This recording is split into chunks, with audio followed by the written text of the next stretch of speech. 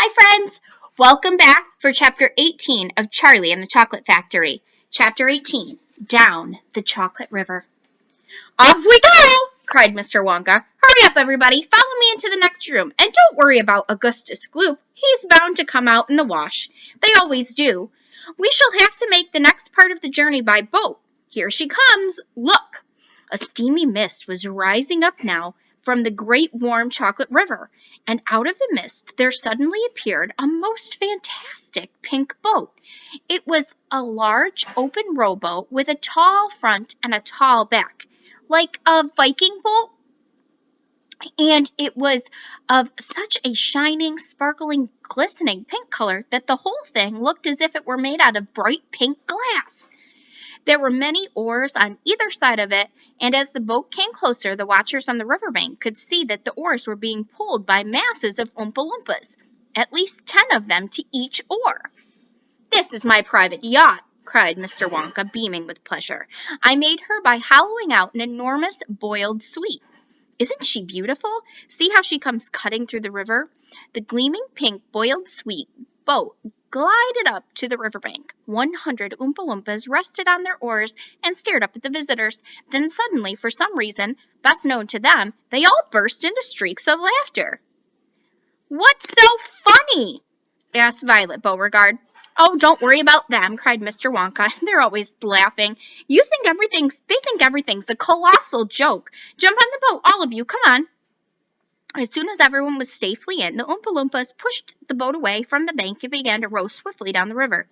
"Hey there! Mike TV!" shouted Mr. Wonka. "Please do not lick the boat with your tongue. It'll only make it sticky." "Daddy," said Veruca, "I want a boat like this." "I want you to buy me a big pink boiled sweet boat exactly like Mr. Wonka's. And I want lots of Oompa Loompas to row me about. And I want a chocolate river. And I want. "She wants a good kick in the pants," whispered Grandpa Joe to Charlie. The old man was sitting in the back of the boat and little Charlie Bucket right beside him. Charlie was holding tightly onto his grandfather's bony old hand. He was in a whirl of excitement. Everything that he had seen so far, the great chocolate river, the waterfalls, the huge sucking pipes, the candy meadows, the Oompa Loompas, the beautiful pink boat, and most of all, Mr. Willy Wonka himself, had been so astonishing that he began to wonder where there could be possibly any more astonishments left. Where were they going now? What were they going to see? And what in the world was going on in the next room? "Isn't it marvelous?" said Grandpa Joe, grinning at Charlie. Charlie nodded and smiled up at the old man. Suddenly, Mr. Wonka, who was sitting on Charlie's other side, reached down into the bottom of the boat, picked up a large mug, dipped it into the river, and filled it with chocolate and handed it to Charlie. "Drink this," he said. "It'll do you good. You look starved to death." Then Mr. Wonka filled a second mug and gave it to Grandpa Joe. "You too. You look like a skeleton. What's the matter? Hasn't there been anything to eat in your house lately?" "Not much," said Grandpa Joe. Charlie put the mug to his lips, and as the rich, warm, creamy chocolate ran down his throat to his empty tummy, his whole body, from head to toe, went to tingle with pleasure, and a feeling of intense happiness spread over him. "You like it?" asked Mr. Wonka.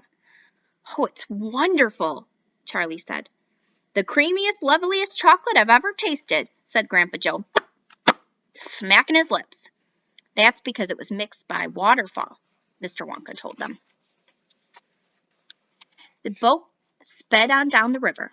The river was getting narrower. There was some kind of dark tunnel ahead, a great round tunnel that looked like an enormous pipe, and the river was running right into the tunnel, and so was the boat.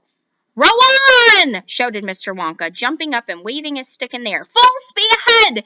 And with the Oompa Loompas rowing faster and faster, the boat shot into the pitch-dark tunnel, and the passengers screamed with excitement. "How are they going to see where they're going?" shrieked Beauregard in the darkness. "There's no knowing where they're going," cried Mr. Wonka, hooting with laughter.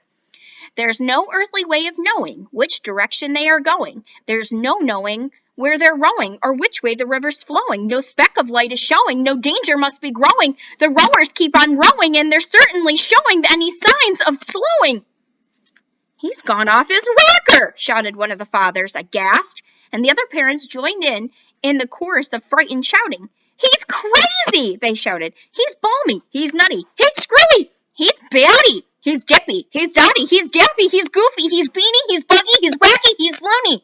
He is not, said Grandpa Joe.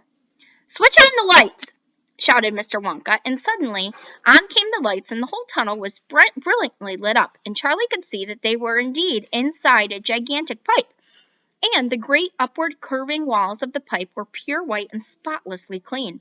The river of chocolate was flowing very fast inside the pipe, and the Oompa Loompas were all rowing like crazy, and the boat was rocketing along at a furious pace.